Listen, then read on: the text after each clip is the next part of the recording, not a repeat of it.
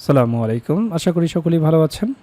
সামনে যাদের primary viva পরীক্ষা এবং বাংলা বিষয় নিয়ে যারা পড়াশোনা করেছেন, এই ভিডিওটি আপনাদের অত্যন্ত উপকারে আসবে। এই ভিডিওতে আমরা আমাদের Bangla primary special viva note থেকে 22 নম্বর রিয়েল ভাইবাটি আপনাদের সাথে শেয়ার করব। দেখুন, অনেকের ধারণা প্রাইমারি ভাইবা পরীক্ষায় 2 মিনিট রাখে, 1.5 মিনিট রাখে, 1 মিনিট রাখে। তো যে প্রার্থীর ভাইবা নিয়ে আমরা এই ভিডিওতে আলোচনা করব তাকে প্রায় 15 মিনিট ভাইবাতে রেখেছে। যারা প্রথম দিকে ভাইবায় অংশগ্রহণ করে তাদেরকে দীর্ঘ সময় কিন্তু রাখার রেকর্ড রয়েছে। কাজেই আপনাকে কতক্ষণ রাখবে এটা নির্ভর করছে ভাইবা বোর্ডের পরিবেশ, আপনি প্রশ্নের রেসপন্স কেমন করছেন, সমস্ত কিছুর উপরে নির্ভর করছে। কাউকে 1.5 মিনিটে ছেড়ে দেবে, কাউকে 5 মিনিট রাখবে, কাউকে 10 মিনিট, এনাকে পাক্কা 15 মিনিট রেখেছে। ভাইবাটা এক একজনের ক্ষেত্রে এক এক রকম হতে পারে। তো চলুন, 15 মিনিটের ভাইবায় কী কী প্রশ্ন তাকে জিজ্ঞেস করেছে, আশা করছি এই ভিডিও থেকে আপনারা অনেক উপকৃত হবেন। কমন যে ফর্মালিটিসগুলো থাকে সেগুলো আমরা বাদ দিয়ে সরাসরি প্রশ্নে চলে যাই। স্যারদের আমি যে আমার একাডেমিক সার্টিফিকেটগুলো দিয়েছি, স্যার একাডেমিক সার্টিফিকেটগুলো নেড়ে চেড়ে দেখে বললেন যে রেজাল্ট তো মোটামুটি ভালো, তা আপনি এখানে কেন আসছেন, কিছু কি করছেন, অর্থাৎ পাশাপাশি কিছু করছি কিনা বা অন্য কোথাও চাকরি করছি কিনা, এই প্রশ্নটি জিজ্ঞেস করেছেন। তো আমি বললাম না স্যার, অবশ্য কিছুদিন পূর্বে একটা চাকরি ছিল, প্রিপারেশন নিতে তো ছেড়ে দিয়েছি। স্যার বললেন মাস্টার্স দিয়েছেন কখন, বিসিএস কেমন হয়েছিল, তো আমি বললাম। এরপর বললেন আচ্ছা স্বরবর্ণগুলো সঠিক উচ্চারণে বলুন। তো অবশ্যই স্বরবর্ণ ব্যঞ্জনবর্ণ সঠিক উচ্চারণে আপনাদেরকে প্র্যাকটিস করে যেতে হবে, কারণ এই বিষয়গুলোই তো প্রাথমিক শিক্ষার্থীদেরকে আপনারা শেখাবেন। এরপর জিজ্ঞেস করেছিল যে নাসিক্য বর্ণ কী কী বলেন। তো নাসিক্য বর্ণ তো আমরা জানি যে নাসিক্য বর্ণ আছে 5টি: ও, ইও, মূর্ধন্য, দন্ত ন, ম। এই 5টি হচ্ছে নাসিক্য বর্ণ। এরপর স্যার আমাকে জিজ্ঞেস করেন যে শীষ ধ্বনি কয়টি। তো আমি বললাম যে 3টি: তালব্য স, মূর্ধন্য স এবং দন্ত স। এরপর স্যার আমাকে জিজ্ঞেস করলেন দ্বিতীয় বর্ষে কী কী পাঠ্য ছিল, কোর্সগুলোর নাম বলেন। তো অবশ্যই আপনারা আপনাদের কোর্সগুলোর নাম জেনে যাবেন। এরপর স্যার আমাকে জিজ্ঞেস করলেন কবর নাটকটি পড়েছেন, কী নিয়ে লেখা এটি। তো আমি বললাম যে স্যার কবর নাটক পড়েছি, এটি ভাষা আন্দোলনের প্রেক্ষাপটে রচিত। ঔপন্যাসিক রণেশ দাশগুপ্তের অনুরোধে মুনির চৌধুরী এই কবর নাটকটি লেখেন। 1953 সালের 21 ফেব্রুয়ারিতে ঢাকা কেন্দ্রীয় কারাগারে এটি মঞ্চস্থ হয়। এগুলো বলার দরকার নেই, এগুলো হচ্ছে অতিরিক্ত তথ্য। আপনাকে যেহেতু জিজ্ঞেস করেছে কবর নাটক পড়েছেন কিনা, আপনি বলবেন যে স্যার পড়েছি, কী নিয়ে লেখা, ভাষা আন্দোলনের প্রেক্ষাপটে রচিত, ব্যাস যথেষ্ট। এরপর বোর্ড জিজ্ঞেস করেছেন নাটকের বিভাজন আছে কি, থাকলে কি কি। তো আপনারা জানি যে নাটকের বিভাজন রয়েছে, ট্র্যাজেডি নাটক রয়েছে, কমেডি নাটক রয়েছে, প্রহসনমূলক নাটক রয়েছে। তো এরপর স্যার জিজ্ঞেস করলেন একটি প্রহসনের নাম বলুন এবং তার বিষয়বস্তু সহ বলবেন। তো আমি বললাম বুড়ো শালিকের ঘাড়েরও। এই নাটকের মূল বিষয়বস্তু হলো সমাজের ভণ্ডামি ও নৈতিক অবক্ষয়, বিশেষ করে রক্ষণশীল হিন্দু সমাজের কপটতা ও লম্পট্য এই নাটকে প্রকাশিত হয়েছে। নাটকে এই ভণ্ডামির চিত্র তুলে ধরা হয়েছে, যেখানে সমাজের প্রভাবশালী ব্যক্তিরা নিজেদের স্বার্থ হাসিলের জন্য ধর্মের মুখোশ পরে সাধারণ মানুষের উপর অত্যাচার চালায়। দেখুন, এটা শুধু হিন্দু ধর্মে না, প্রত্যেক ধর্মেই এইরকম মুখোশধারী মানুষ রয়েছে যারা এই ধর্মের লেবাস পরিধান করে তাদের স্বার্থ সিদ্ধি করে থাকে। এরপর বোর্ড আমাকে জিজ্ঞেস করলেন এটির 2-1টি চরিত্রের নাম বলেন। বুড়ো শালিকের ঘাড়েরও এর 2-1টা চরিত্রের নাম জিজ্ঞেস করেছেন। তো আমি শুধু বললাম ভক্তপ্রসাদ। এরপর বললেন আপনার কি ব্যাংকে যাওয়ার ইচ্ছা আছে। তো আমি বললাম। এরপর স্যার আমাকে জিজ্ঞেস করলেন আচ্ছা দেশভাগ থেকে 71 পর্যন্ত, একদম 1947 থেকে 1971 পর্যন্ত রাজনৈতিক ইতিহাসের বিষয়গুলো সিরিয়ালি বলুন। দেশভাগ থেকে শুরু করে 71 পর্যন্ত গুরুত্বপূর্ণ যে বিষয়গুলো রয়েছে সেগুলো সিরিয়ালি আমাকে বলতে বলেছে।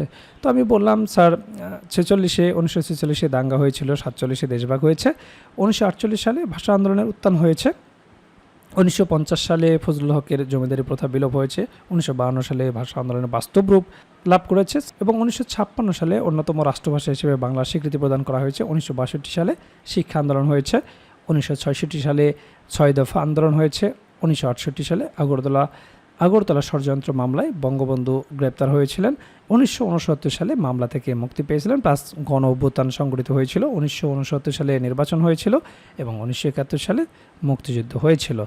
এখন হয়তো আপনারা জিজ্ঞেস করতে পারেন যে সবগুলো প্রশ্নের উত্তর কি তিনি দিতে পেরেছিলেন, তিনি কোন প্রশ্নের উত্তর দিতে পেরেছে বা পারে নাই সেগুলো কিন্তু আমাদের কাছে মুখ্য ব্যাপার না। আমরা এই রিয়েল ভাইবাগুলোকে আপনাদের জন্য সলিউশন করে দিয়েছি, যাতে পরবর্তী যারা আপনারা ভাইবা দিবেন তারা উপকৃত হতে পারেন।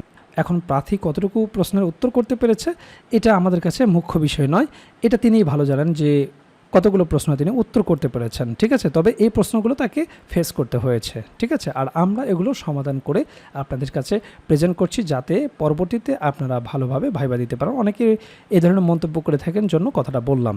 এরপরে ভাইবা বোর্ড তাকে জিজ্ঞেস করেছিল যে রক্তাক্ত প্রান্তর কে লিখেছে, তার একটা ডায়লগ অভিনয় করে দেখান। তো রক্তাক্ত প্রান্তর নাটকটি লিখেছেন প্রখ্যাত নাট্যকার মণি চৌধুরী। তার একটি জনপ্রিয় সংলাপ হলো, এই শিবিরে তোমার আমার মাঝখানে আমার পিতার লাশ শুয়ে আছে। মারাত্মক ডায়লগ। এরপর স্যার জিজ্ঞেস করলেন শেষের কবিতা সম্পর্কে কিছু বলো। এইটার উত্তর আপনারা এভাবে দেবেন, রবীন্দ্রনাথ ঠাকুরের লেখা শেষের কবিতা একটি আধুনিক রোমান্টিক উপন্যাস, যেখানে অমিত, লাবণ্য, কেতক, শোভনলাল চরিত্রগুলোর মাধ্যমে বিংশ শতাব্দীর অভিজাত সমাজের জীবন ও সম্পর্কের জটিলতা দেখানো হয়েছে।